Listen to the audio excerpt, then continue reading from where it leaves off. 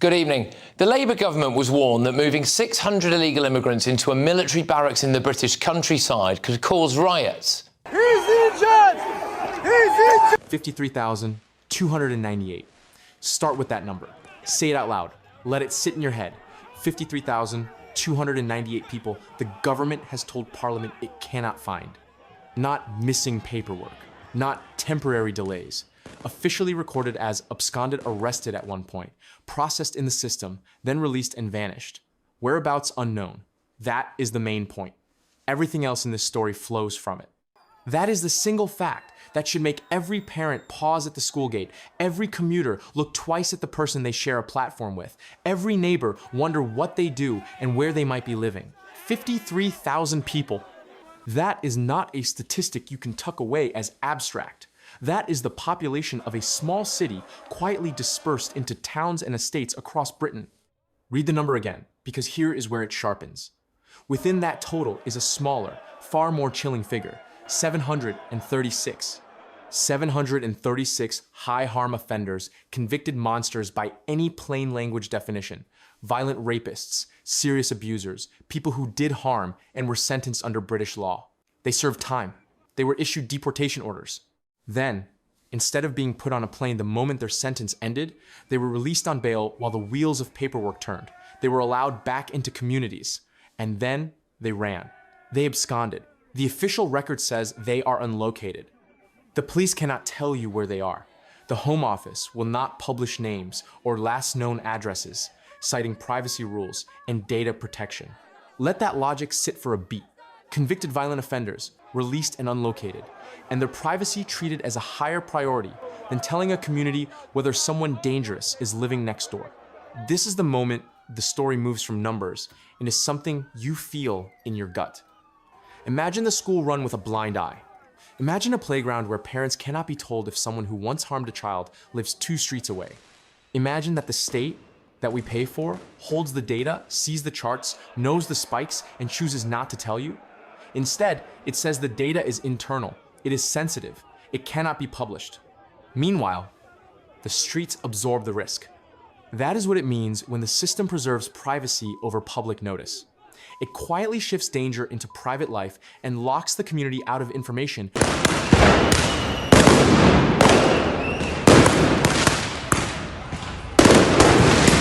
that could let them protect their children.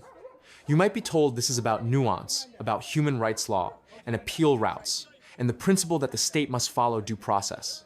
There is nuance in law, yes, but there is also common sense. When someone has served a sentence for violent offending and a deportation order is on file, how does the state square refusing immediate removal with the community's right to know whether that person has been put back into civilian life? The legal arguments do not answer the burning question that parents ask. Is my child safe on their walk to school? The policy explanations do not quiet the fear that someone dangerous might already be watching the playground. This is not an abstract chain of events. There are patterns and consequences you can follow. The system works from arrest to conviction to sentence. Those steps function.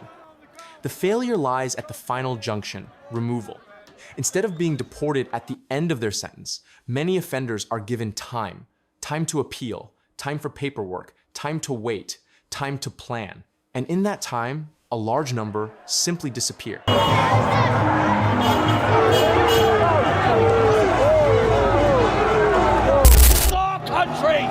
You should be here standing with us! They do not stay within monitored accommodation. They do not comply with reporting conditions. They vanish into the fabric of ordinary life.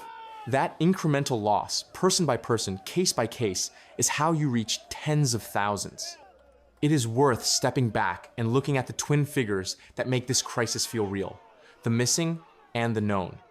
The missing, 53,298 people with whereabouts unknown.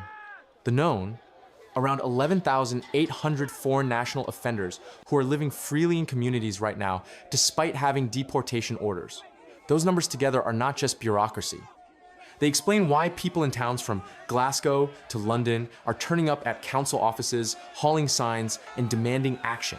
They explain why ordinary people who never before volunteered for a demonstration now find themselves on the streets chanting for the same demand: enforce the law. You will hear critics say the numbers are being politicized.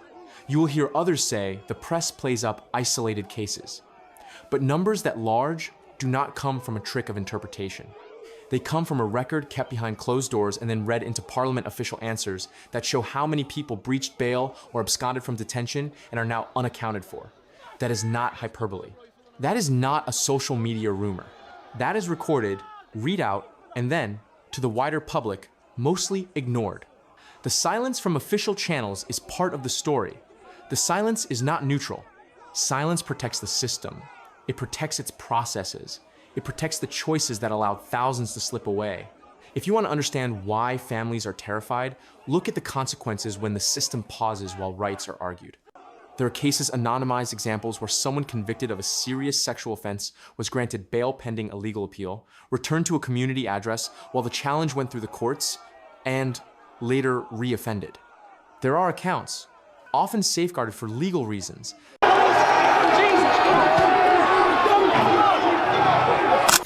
Be in no doubt, those that have participated in this violence will face the full force of the law. That show appeals stretching the window of opportunity during which removal could have happened. The legal system aims to be fair, but fairness delayed can mean fairness denied to victims who face new attacks. Every delay is a potential new victim. That is the human cost you do not see on spreadsheet rows. And then look at what happens when ordinary people react. When communities demand answers, not violence, just information the reaction is telling. Police are called. Public order legislation is enforced. Arrests are made. Protesters who gather with placards are sometimes moved on, arrested, or charged. Meanwhile, the missing remain missing. This is not a rhetorical flourish. This is the palpable contrast that hardens public distrust. The state can round up citizens with visible demands quickly, but it cannot or will not locate tens of thousands of absconded offenders. That imbalance looks deliberate to many. It looks like a double standard. Add to that the money angle, and you have a mix that feels like insult on top of neglect. The state has, in some documented instances, offered resettlement payments to people who agreed to leave voluntarily modest sums in the low thousands. The public sees that as a paradox. You spend public money to encourage compliance with a deportation order, while many feel those who refuse to leave are not being pursued with equal vigor. It reads, to many taxpayers, as both soft and costly. The picture of someone who committed a crime being handed a cash incentive to obey an order looks wrong to families who face the social and emotional costs of offending in their midst. This is the moment where the political becomes personal. People do not rally because they want to punish. They rally because they want the state to do what it promises. Apply the law consistently and keep communities safe. They want transparency. They want enforcement. They want the kind of decisive action that ends a chain of releases and absconds instead of managing it quietly. They want to see deportation orders turn into removals and for bail to be restricted where risk is clear. Those demands are not extremist by any ordinary standard. They are basic expectations of state responsibility. And yet, the official conversation remains studiously detached. Part of that detachment is legal caution. Part of it is political calculation. Part of it is bureaucratic inertia. But the effect is the same. The feeling that the state is more concerned with procedure and with containing headlines than with preventing harm. When the public sees that enforcement appears to be prioritized for some kinds of activity, policing of protests, for example, and not for the removal of convicted foreign offenders, it erodes trust quickly. That erosion is what fuels protests, not abstract ideology. People who have never held a placard before are now standing in the rain demanding action because they feel the state has stopped protecting the routine safety of daily life. Now think about the long-term trajectory these numbers imply. If tens of thousands have already absconded because of procedural delays, and if the number of foreign national offenders living in communities has doubled in a matter of years, where does it end? What does 5 years look like if current practice continues? 100,000 missing? 200,000? Those are not predictions. They are simple extrapolations of current trends. They are invitations to ask a basic question.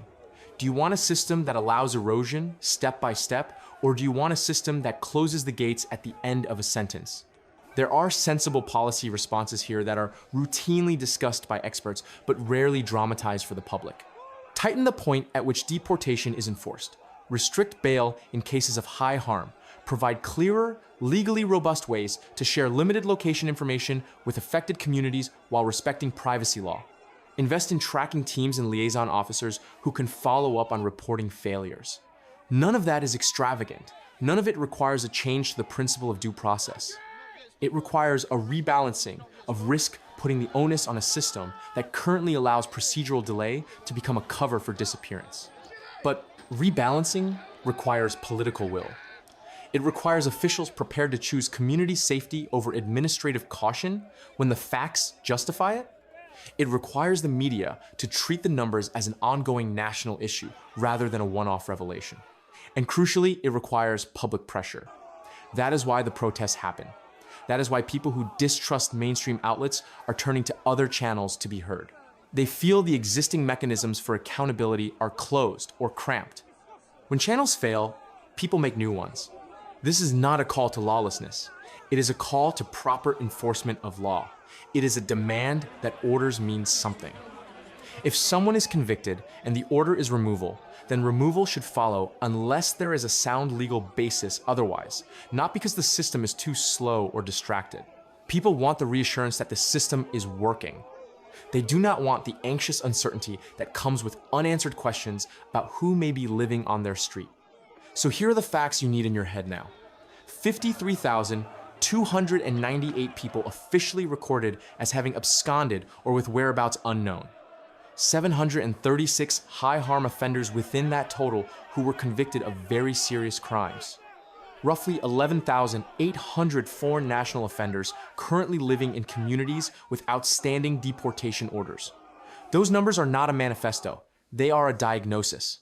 They illuminate why ordinary people who used to trust institutions are now on the streets demanding straightforward outcomes, locate the absconders, enforce the orders, and give communities the information they need to feel safe. At the end of the day, this is a choice for the public because it is a choice for policy. Do you accept that tens of thousands can slip out of a system designed to control risk? Do you accept that privacy protections can outweigh community notice in cases where risk is demonstrable? Or do you demand that the state closes the gap between order and action so families can sleep easier at night? That is the choice on the table.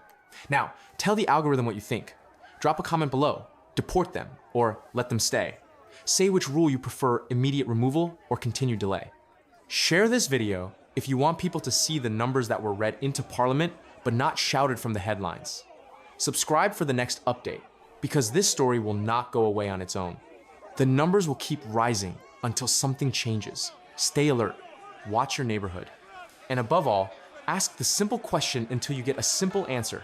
If someone is convicted and ordered removed, why are they still living next door?